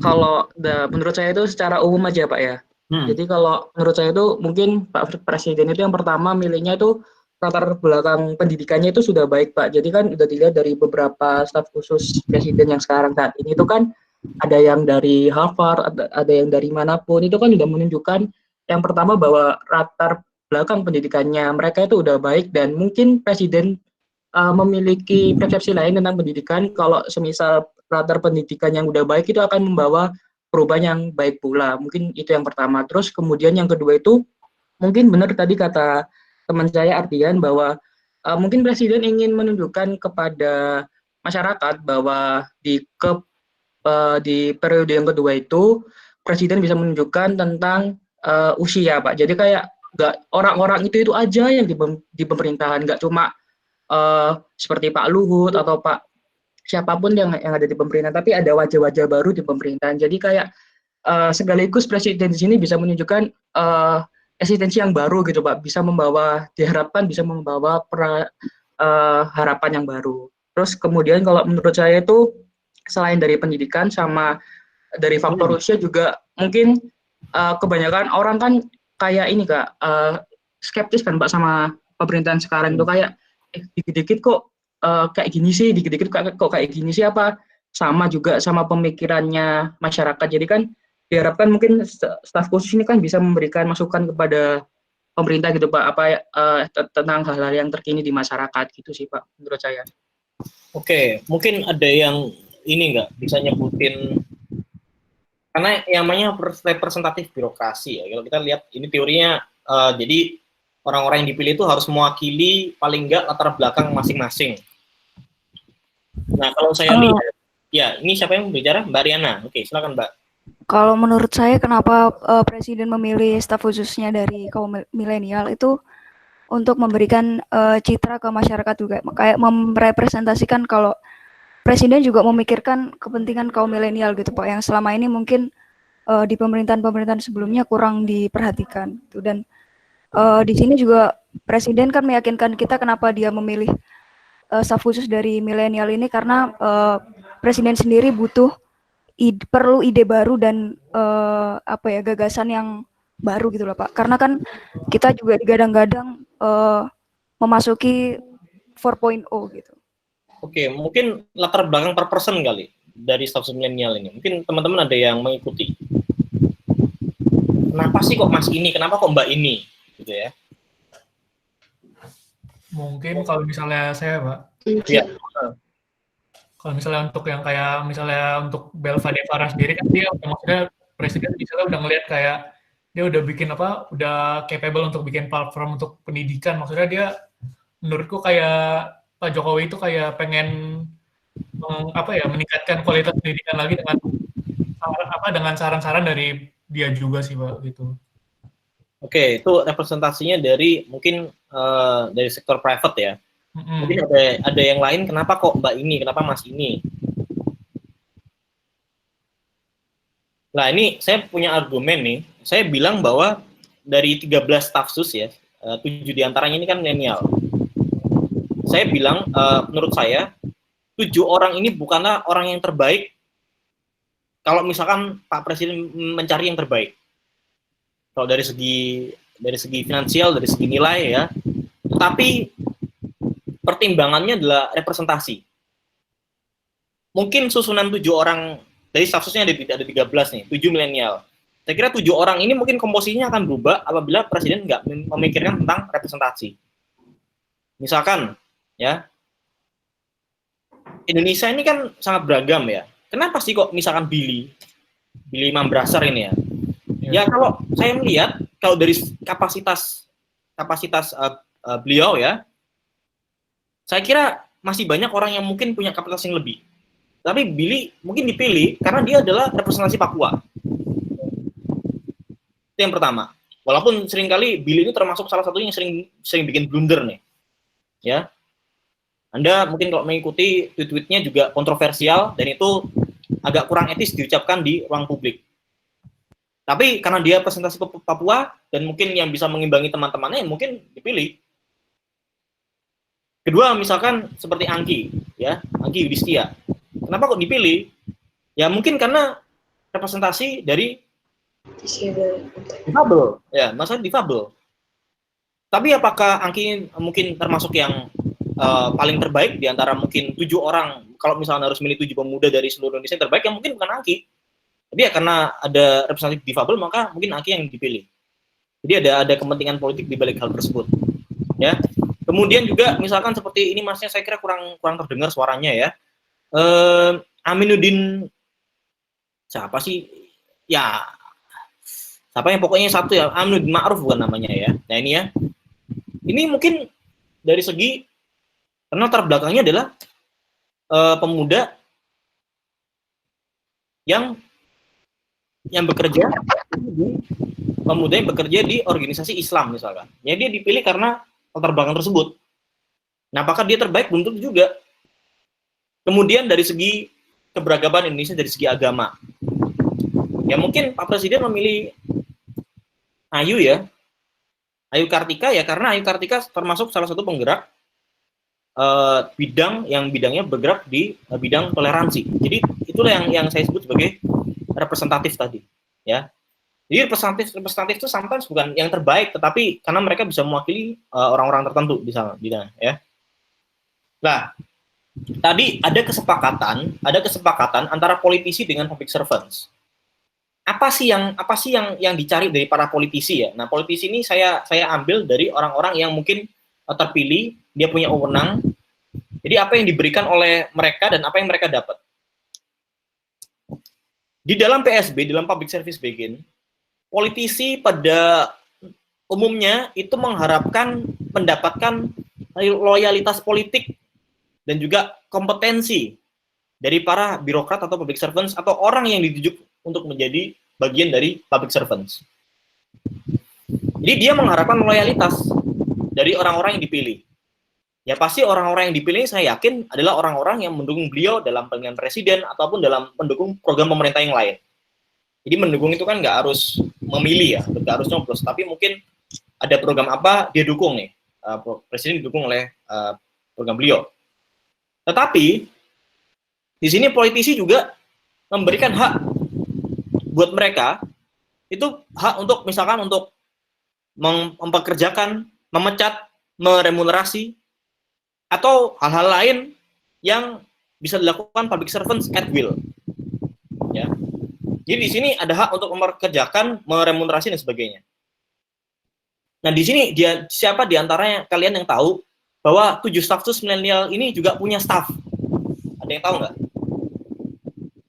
Jadi masing-masing staf sus milenial juga punya staff. Sekilas saya tahu ya. Oh, mungkin Mas Hafiz tahu ya. Jadi kayak maksudnya ada regulasinya yang bilang bahwa masing-masing staf sus itu juga punya 5 staf kalau nggak salah. Nah, itu yang sekarang diperdebatkan oleh publik karena mungkin keputusan presiden atau peraturan presiden terkait memilih staf sus ini nggak dibuka ke publik. Tetapi menurut jaringan saya, jadi misalkan si Ayu Kartika punya staf, ya, Belva punya staf, jadi setiap staf sus milenial juga punya staf, ya. Jadi pekerjaannya apa? Pekerjaannya adalah stafnya staf sus milenial, ya. Jadi mereka juga punya hak untuk hire atau tentu kalau hire kan pasti memberikan remunerasi ya, ataupun memecat orang-orang yang tadi ya. Bahkan Jubril Presiden Fajrul Rahman itu juga punya staf, ya. Bahkan salah satunya juga dosen fisik UNER. Mungkin teman-teman ada yang tahu juga. Oke. Next. Nah, public servants, dia dapat apa? Dapat ini ya, those public servants normally expect untuk to gain a third place Jadi mendapat kepastian tempat dalam struktur eksekutif, ya. Struktur kabinet mereka pasti dapat tempat khusus di sana. Yang itu di dalamnya, di dalam posisi tadi, itu ada reward atau manfaat yang didapat baik yang berbentuk ataupun tidak berbentuk. Tetapi di sini public servants yang memberikan loyalitasnya pada politicians, mereka akan memberikan hak mereka untuk mengkritisi atau menjadi oposisi dalam sebuah rejim yang memerintah sekarang, karena dia memberikan political loyalty tadi. Nah, misalkan sekarang apakah public service bergen ini hanya diberikan pada staf sus? Enggak. Jadi banyak juga, misalkan nih, saya diangkat menjadi menteri, ya. Orang-orang yang menempati dirjen-dirjen di bawah saya, itulah pastilah orang-orang yang melakukan public service bergen sama saya. Yang itu mungkin dilakukan secara informal, bukan secara formal. Ya. Bahkan menurut saya, misalkan nih di kementerian kita, di Kementerian Pendidikan dan Kebudayaan, tentu ada public service bergen yang dilakukan oleh orang-orang yang menempati posisi di bawah Kementerian Pendidikan dan Kebudayaan. Baik itu dirjen ataupun misalkan pimpinan sekolah atau pimpinan universitas. Karena sepengetahuan saya, suara menteri itu 40% dalam pemilihan rektor, pemilihan kepala institusi lain, ya. Begitu juga dengan wali kota, gubernur yang lainnya, ya. Kenapa kok orang ini yang dipilih menjadi kepala dinas? Ya pasti dia melakukan public service bergen. Nah, apa yang dia dapat? Yang dia dapat adalah sebuah kepastian untuk menempati struktur dalam eksekutif, ya. Dia dapat reward yang sifatnya berbentuk dan tidak berbentuk, tetapi at the same time dia juga kehilangan posisi untuk menjadi kritis, ya. Oke, kita lanjut ya. Tadi saya lupa nih. Saya lupa jelasin ini. Lah, rewardnya tuh bisa berbentuk tangible dan intangible. Berbentuk dan tidak berbentuk. Lah, kira-kira teman-teman bisa nggak ngasih bentuk contoh kesepakatan yang dibuat dengan para politisi yang manfaatnya itu tangible dan intangible? Mungkin ada yang bisa ngasih benefit nggak? Ini benefitnya apa sih kira-kira? Ini punya saya laptopnya masih sering nge-freeze nih. Mungkin berat kali ya pakai Google Meet sini ya. Nggak tahu kalau di tampilan teman-teman nih.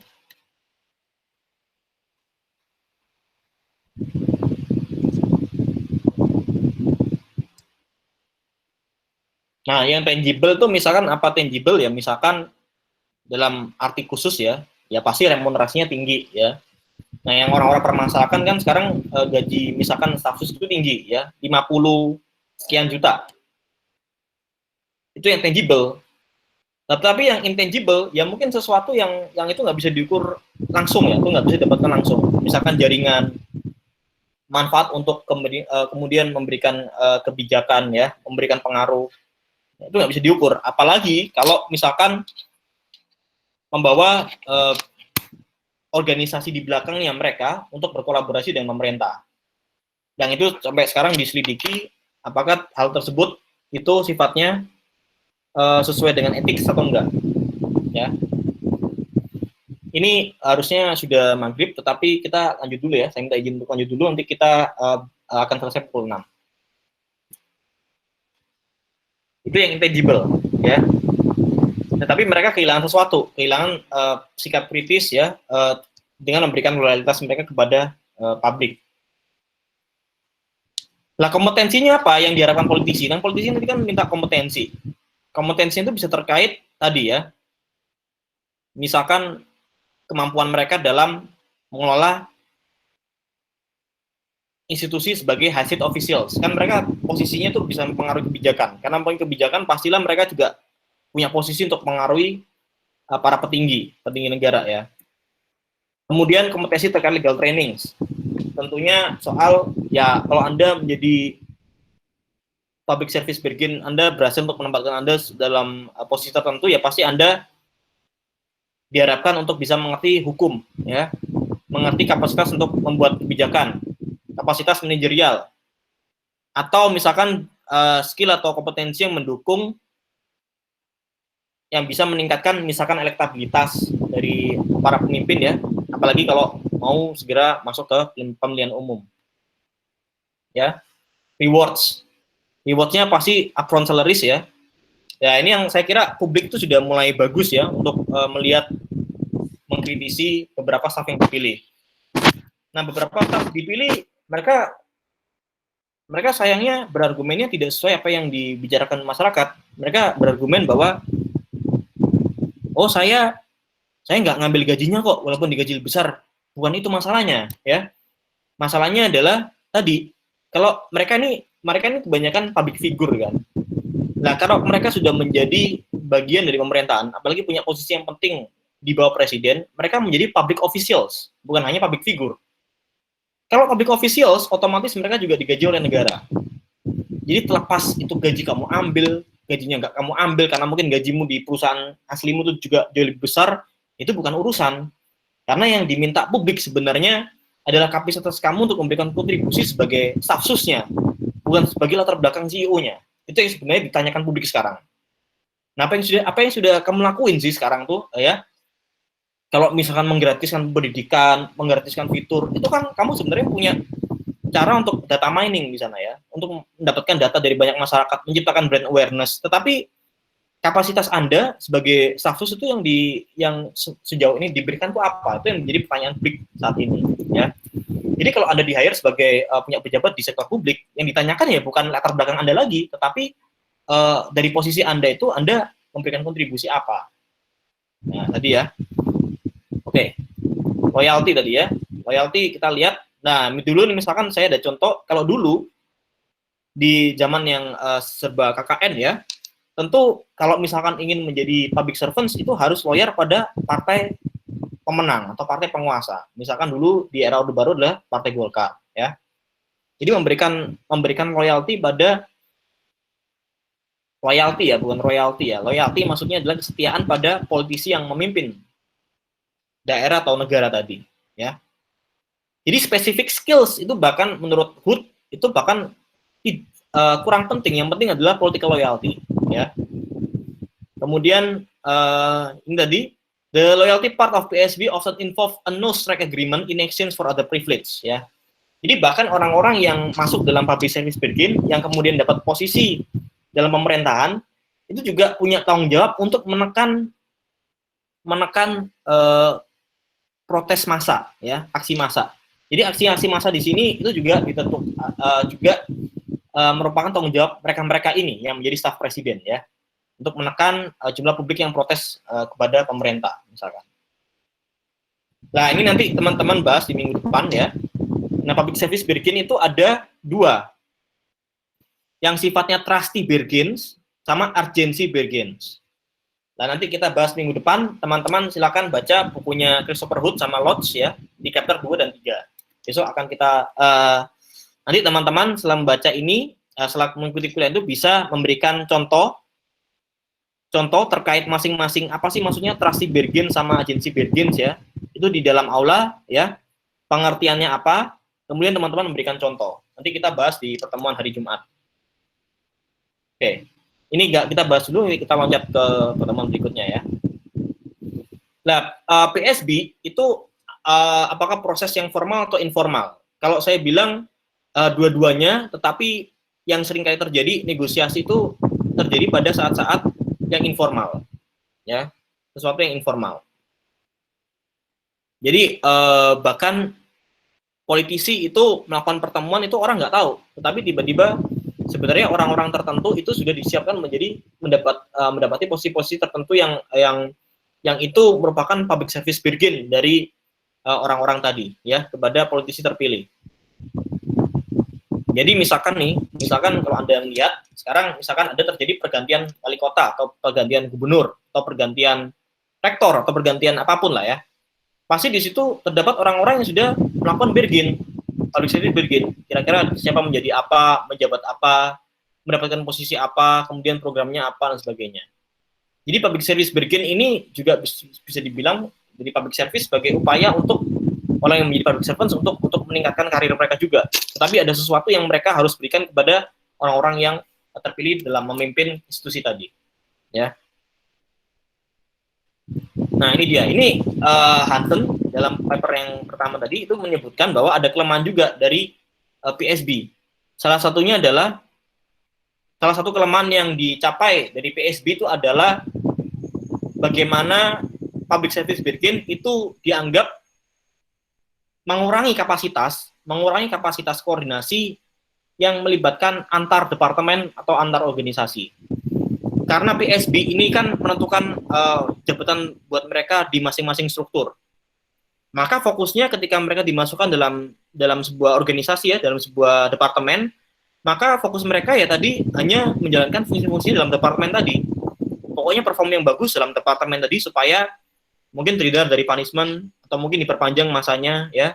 Tetapi dalam hal untuk mencapai tujuan secara makro ya, tujuan pemerintahan goals dari sebuah pemerintahan tadi, mereka kurang terfokus ke sana karena fokusnya karena independensi, otonomi, ya fokusnya pengembangan departemen sendiri ya. Jadi managerial PSB limits top civil servants role in departmental coordination ya. Jadi membatasi peran mereka dalam urusan-urusan yang sifatnya antar departemen. Since their focus will be on achieving goals set for their specific department ya. Karena fokus mereka tadi lebih fokus pada pengembangan departemen di mana mereka ditempatkan, rather than for the central government as a collective. Ya. Ini hasil temuan dari Hansen et al. Ya. Nah ini saya mungkin lanjut ke bagian ini ya. Ini new management, taruh ke sini ya. Jadi awalnya NPM tadi kita udah bahas di awal itu melahirkan konsep baru namanya PSB.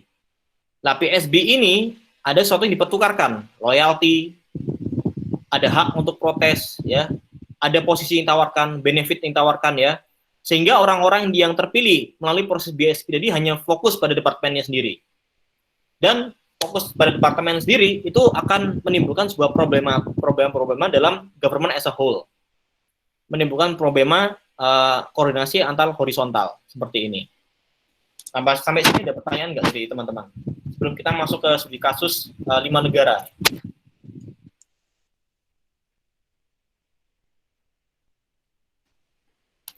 Oke, kalau nggak ada, kita bahas satu persatu ya. Nah ini adalah hasil perbandingan administrasi negara, ya, karena ini mata kuliah perbandingan ya, maka kita bandingin efek-efek dari public service bargain ini ke dalam tata kelola pemerintahan di 5 negara. Di sini contoh yang diambil dalam jurnal punya ini tadi ya, jurnal milik Mortal Bill Hansen, Tristin juga Martha de Jong ini mengambil fokus pada 5 negara. Nah, kita lihat ini temuan-temuannya, beberapa paragraf yang masukkan ke dalam tabel ini ya. Misalkan di UK. Di UK itu salah satu ciri khasnya adalah membagi proses ya, membedakan proses pembuatan kebijakan dan juga operasi pelaksanaan kebijakan. Kemudian departemen di downsize, maksudnya mereka diperkecil, yang kemudian dibentuk menjadi lembaga-lembaga yang lebih kecil atau agencies yang disesuaikan dengan fungsi mereka masing-masing tergantung dari target klien tadi. Target kliennya masyarakat tadi. Masyarakatnya punya krisis yang beda-beda. Kemudian mereka juga memberikan kontrak yang sifatnya individual. Ada praktik-praktik pemberian kontrak performance base ya. Jadi berbasis dari hasil kerja mereka yang di situ akan menentukan gaji mereka. Kemudian disagregasi struktural itu sangat kuat. Alhasil apa? Alhasil tadi di sini di slide berikutnya itu ditekankan bahwa NPM sangat berpengaruh di UK plus ya, sangat strong. Bargain manajerialnya juga strong. Nah, top civil servant role maksudnya adalah PNS yang civil servant ASN yang memiliki peran penting di dalam masing-masing departemen itu lemah, ya, berkurang medium dalam koordinasi interdepartmental coordination. Dan di sini problem terkait koordinasi interdepartmental di UK itu juga sangat tinggi, ya. Sampai sini penjelasan saya cukup dimengerti nggak melihat dua tabel tadi? Atau mungkin saya terlalu cepat nih? Itu praktik di Inggris, ya. Karena di Inggris itu sangat kuat bargain yang dilakukan oleh departemennya atau agensiesnya, ya. Sehingga karena bargainnya sangat kuat, maka ketika orang dipilih kemudian ditunjuk untuk menempati posisi tertentu, mereka juga lebih fokus untuk mengembangkan departemennya sendiri. Jadi kelemahannya adalah mereka agak sulit untuk kemudian berkoordinasi, ya, untuk mengejar target government as a whole. Kemudian Kanada.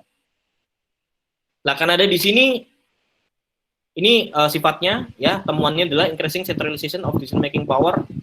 Ini penguatan Prime Minister Office atau staff Prime Minister, Perdana Menteri dalam Privy Council Office, ya. Yang jadi Prime Minister ini punya departemen sendiri yang membantu dia, semacam kantor staf presiden kalau di Indonesia, ya. Tapi di sini departemen provide policy advice in their fields and implement decision made by the PMO and PSO. Jadi PMO dan PCO ini tetap berkoordinasi dan tentu menjalankan sesuatu yang diinginkan oleh Prime Minister.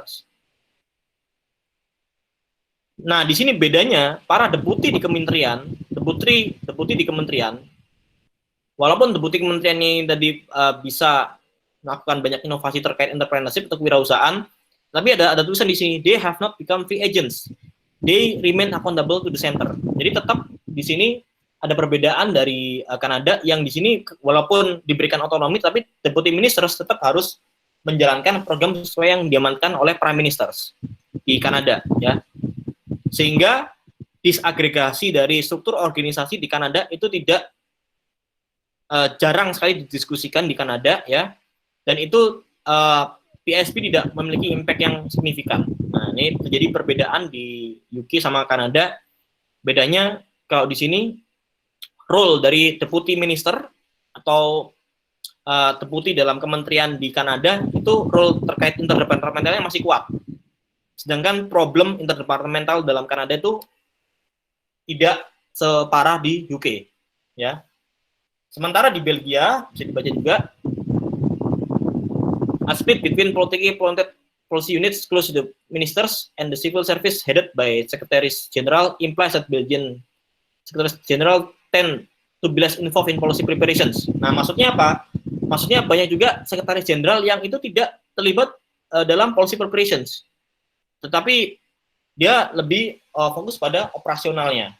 Alhasil di sini orang yang mengendalikan policy direction itu lebih pada pimpinan-pimpinan yang ada di dalam kementerian tadi, ya. Jadi di sini bisa lihat NPM in Belgium itu weak. Karena apa? Karena masih sangat tersentralistis, ya. Alhasil kekuatannya adalah mereka tidak terdapat banyak masalah interdepartemental, namun bargain atau pengelolaan new public management dalam pemerintahan di Belgium itu tidak se-strong di UK dan Kanada. Kemudian di Netherlands, nah di Netherlands ini, ya, ini saya kira Netherlands ini hampir sama seperti di UK, ya, karena di sana di Netherlands ini hampir sama, jadi masing-masing pimpinan di departemen itu diberikan sebuah otoritas lebih, ya, yang mana bisa mengatur posisi-posisi yang ada di dalam struktur organisasi tadi. Tetapi at the same time, jadi kelemahannya ketika banyak memberikan otonomi pada organisasi di bawah, ya, di departemen atau di badan lembaga, itu mereka agak kesulitan untuk kemudian melakukan sesuatu yang bertujuan whole of government, ya. Jadi menentukan sesuatu yang itu diinginkan oleh pemerintahan ini secara bersama-sama. Ya. Jadi kelemahan dari PSB itu, ya. Sedangkan Denmark di sini yang terakhir, Denmark juga kalau nanti teman-teman bisa baca, disagregasi dari institusinya juga tidak sekuat di Inggris atau di Belanda, sehingga tetap di Denmark administrasinya sangat kuat untuk dipegang para pejabat yang berada di atasnya. Jadi koordinasi interdepartemental di Denmark itu juga nggak separah yang ada di UK atau di Belanda, ya. Karena balik lagi, karena otonomi yang diberikan kepada mereka itu juga tidak sebanyak otonomi yang diberikan public service bargain-nya, tidak sekuat yang diberikan di negara-negara yang lebih mengedepankan NPM dan public service bergen. Ya. Sampai sini ada pertanyaan dari adik-adik? Belum, Pak. Oke, kalau itu kita masuk ke kesimpulan ya. Jadi public service bergen itu adalah proses dari praktik, salah satu praktik dari paradigma NPM yang memungkinkan politisi dan juga public servants untuk melakukan tawar-menawar terkait kepentingan mereka. Akan ada penukaran-penukaran terjadi, exchange yang terjadi, pertukaran yang terjadi. Pertukarannya bisa tangible atau intangible. Jadi sesuatu yang ada bentuknya ataupun tidak ada bentuknya. Dia bisa pertukaran itu rewardnya bisa terkait royalti, pertukarannya bisa menimbulkan posisi, bisa pertukaran itu kemudian memberikan mereka pemenang lebih, kompetensi atau ekspresi dalam ekspresi tadi yang misalkan menunjukkan ekspresi ketidaksetujuan. Tapi kalau Anda mendapatkan persetujuan dalam PSB, mendapatkan persetujuan dalam public service bergen, tentunya Anda lebih sedikit cara Anda untuk mengekspresikan diri, karena Anda harus memberikan loyalitas Anda pada politisi atau pemimpin terpilih. Nah, temuan dari jurnal tadi menyatakan bahwa the more the state administration is influenced by managerial NPM and the functioning of top civil servant is characterized as managerial PSB, ya. Jadi semakin kuat manajerial berbasis NPM dan semakin kuat para public servants, top public servants atau pimpinan lembaga yang punya posisi dalam melakukan PSB, maka semakin terbatas pula bagi mereka untuk melakukan kerjasama atau koordinasi interdepartemental atau antar departemen, yang mana membuat mereka itu punya kondisi-kondisi permasalahan yang ada di dalam departemen masing-masing. Oke, saya kira itu. Nanti teman-teman, sebelum kita lanjut di hari Jumat, teman-teman silakan nanti akan saya buka di aula setelah ini ya. Jadi teman-teman mencari, PR-nya adalah mencari dua ini ya. Jadi Anda mencari apa yang dimaksud sebagai trustee bergens. Jadi bergens PSB itu ada dua, yang sifatnya perwalian sama yang sifatnya kelembagaan atau agensi, ya. Nah, itu apa yang trustee itu definisinya apa, agensi definisinya apa, kemudian Anda beri contoh, ya. Nanti kita akan masukkan itu, nanti saya akan bahas, mungkin beberapa akan saya bahas di pertemuan hari Jumat. Oke, sampai sini ada pertanyaan dari adik-adik sekalian?